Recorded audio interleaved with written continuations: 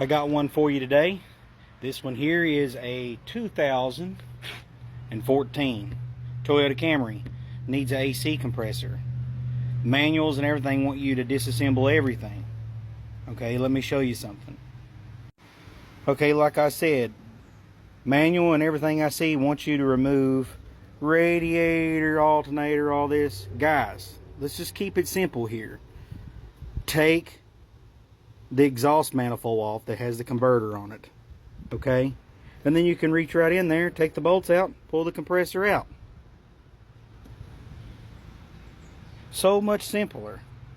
Okay, remember guys, always keep it simple. Always evaluate what really needs to come off to get that out of there.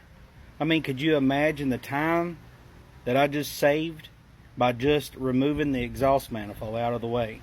They want you to take radiator out, fans out, alternator off, all that stuff off just to get that AC compressor off there. So always remember, keep it simple. Thanks for watching. Check us out on YouTube, Auto Fixation.